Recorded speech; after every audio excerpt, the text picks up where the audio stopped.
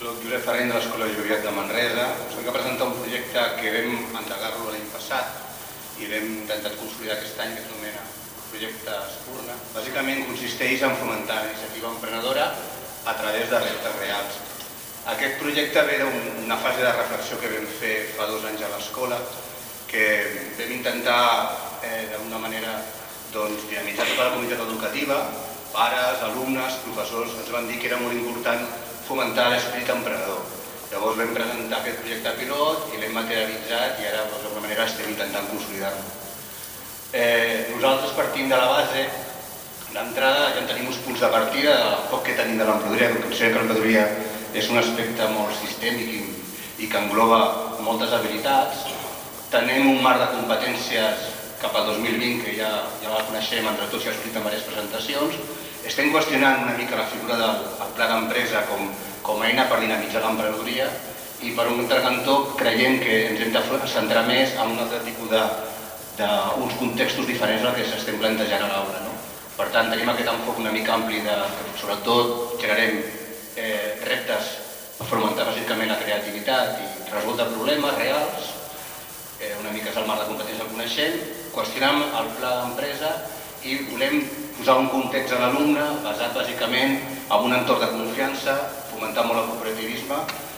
L'eix fonamental és la creativitat, la iniciativa dels nostres alumnes i sobretot habilitats comunicatives que molts dels empresaris del nostre entorn ens diuen que és una habilitat que els alumnes han de tenir per ser competents al futur. Nosaltres per què fem això? Bàsicament ho fem perquè creiem en la necessitat de treballar a l'aula les competències transversals que a nivell curricular moltes vegades no es treballen prou, que són les competències que coneixem tots, que és el tema de l'autonomia, organització, responsabilitat i en un context adequat. Nosaltres teníem la necessitat d'intentar també canviar les nostres metodologies a l'aula, o sigui, apostar per l'ABP, a l'aprendre a fer, el design thinking, storytelling, gamificació i tècniques de flipped classroom.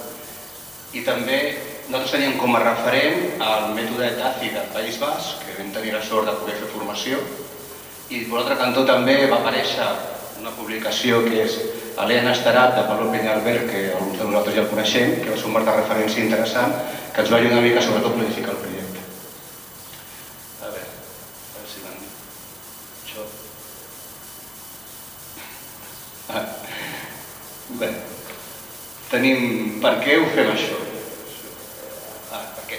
Bàsicament, el que el projecte està justificat, bàsicament perquè volem fomentar, volem propiciar un entorn vivencial als alumnes. Nosaltres, presentant reptes reals a l'empresa, des del moment zero els nostres alumnes estan enfocats cap a la figura de l'emprenedoria, que és això de les habilitats emprenedores. Volem fomentar la seva autonomia, les seves habilitats comunicatives, l'ús de les noves tecnologies, sobretot intentem formar-se entre ells. La intervenció per part del professorat és mínima a nivell de continguts i bàsicament volem fomentar la decisió i sobretot que el seu procés d'aprenentatge sigui totalment conscient. Utilitzem un portfoli com un element de reflexió del que estan aprenent cada dia a l'aula. Per part dels professors també hi havia inquietuds. Nosaltres creiem que l'emprenedoria no només se centra en matèries com és l'iniciativa emprenedora o FOL, sinó que és de caràcter sistèmic. Qualsevol professor pot ser un bon referent emprenedor. Per tant, ja ens plantegem que en el curs que ve, per exemple, professors d'altres especialitats més tècniques també participin en aquest projecte. Volem aconseguir la fita, que per alguna cosa estem aconseguint, tenir sempre 2 docents a cada sessió de classe o de sessió de treball, tenir una reunió de planificació perquè s'ha de treballar molt i fer a l'avant, planificar i elaborar materials, fomentar la cotutoria dels grups de classe, fer un procés d'avaluació conscients d'aprenentatge i sobretot fer-nos a nosaltres mateixos més hàbils en competències digitals i formar-nos entre nosaltres, que és una inquietud que teníem quan tirem endavant un projecte ABP. Com ho fem? Bàsicament, utilitzant la metodologia ABP de tots conegut i sobretot aquest any hem fet intervenir a moltes empreses col·laboradores i institucions perquè llancin als nostres alumnes uns 18 reptes. Bàsicament ho fem utilitzant com a eines el portfoli, el mètode com a tal, l'eix conductor que seria design thinking, metodologies àgils i l'ús de tecnologies. Tots els alumnes nostres treballen amb ordinadors portàtils a l'aula. Llavors, d'aquests 18 reptes s'han materialitzat 20 grups de treball de diferents especialitats, de batxillerats de cicles formatius, que aquests reptes venen donats per entitats col·laboradores, empreses com Africa, Jovet, per exemple. El propi concurs d'idees joves, que és de l'àmbit de l'Ajuntament de Zona, ha llançat ja el seu projecte, ha llançat reptes de ciutat, i també hem estat convidat al Metropolis Lab i hi ha un parell de grups que estan treballant els reptes de les empreses. Per tant, els tenim tots han volgut escollir d'aquests 18 lliurement quin és el repte que volen tirar endavant. Ara en aquests moments estem en fase d'idea. Fruit de tot el treball de l'any passat,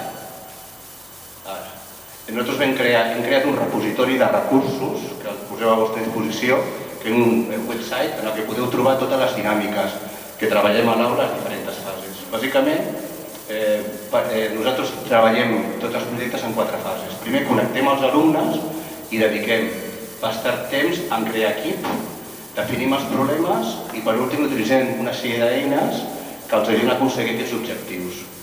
Bàsicament, hi ha dinàmiques conegudes de nosaltres que aquí en aquestes compartició d'experiències hem treballat, establim paràmetres, fem visites als clients per enfatitzar les seves necessitats i treballem eines com l'Scrum o mapes mentals o portfolis personals que el fem amb un bloc de WordPress. Cada alumne nostre té un portfoli personal que van explicant el seu procés d'aprenentatge i creixement.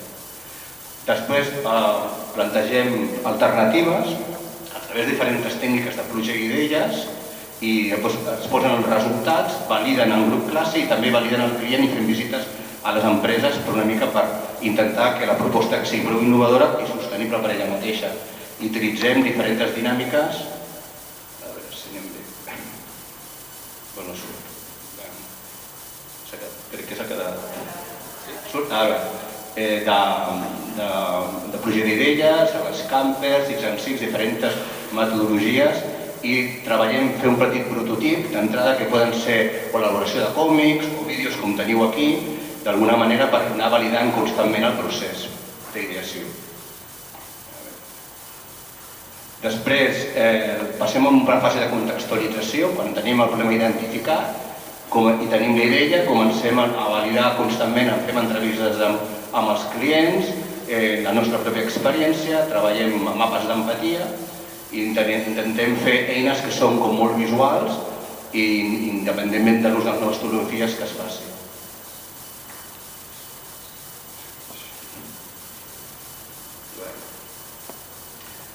I després, a l'última fase, la fase de prototipatge, en la qual els alumnes tenen un format lliure, poden fer prototips de tot tipus, també li posem a disposició una impressora 3D que tenim bàsicament per fer prototips, i llavors cada un d'aquí tenim exemples, per exemple, treballem també en el model de negoci, utilitzem bàsicament el Canvas, aquí teniu un exemple d'un canvi totalment fet amb visual thinking, en retalls i de manera molt visual, i per exemple, a dalt teniu un prototip d'uns reposagots que va guanyar un dels premis que ens presentem, com una idea bastant innovadora que vam tenir en aquest sentit. I per acabar d'alguna manera, nosaltres donem molta importància a l'exposició. Durant tota la fase del projecte fan presentacions constants, a cada fase fan presentacions. Jo penso que durant tot el curs fan entre 15 o 20 presentacions, amb grups individuals, amb col·lectius, perquè es van entrenant, evidentment, amb la tècnica de Speech Elevator i bàsicament els posem en un context real. Fem una presentació final davant del grup classe i després també el presentem a un concurs que s'anomena, una jornada, un congrés que s'anomena Talent Empresa, en què participen directius i empresaris reals i defensen la seva idea davant aquest col·lectiu. Nosaltres creiem que l'exposició davant a tercers augmenta el grau de responsabilitat i aquell punt d'atenció important d'alguna manera per poder ser una exposició en defensa del seu projecte. I com a tot, al final acabem com una festa final de cloenda del projecte que ha durat pràcticament tot el curs acadèmic. A nivell d'avaluació utilitzem les eines que hem comentat, el tema de coavaluació, d'autoavaluació i d'avaluació a través de portfolis. Aquí us deixo un exemple, un portfoli d'un alumne que veiem totes les recomanacions i totes les evidències que han fet durant tot el curs i nosaltres insistim en la reflexió que han après en cada procés i també diferents tipus de rúbriques que treballem. Doncs moltes gràcies per la vostra atenció. Llavors, volia fer una petita reflexió que, per exemple, l'altre dia va sortir un article, parlaven de la importància de les competències claus, per exemple, i parlaven de l'empresa Google, que van estar buscant HEOs dels seus departaments i es van centrar, van fer fins i tot un logaritme per trobar gent que fossin competents en competències STEAM, que tots coneixem.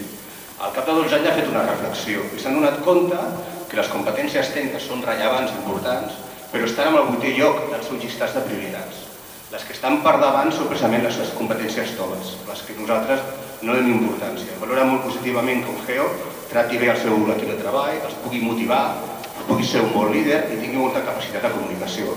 I, evidentment, empreses com Google o empreses d'alta tecnologia estan cada vegada valorant aquest aspecte. És el camí que creiem que millorarà la competitivitat dels nostres alumnes. Molt bé, moltes gràcies.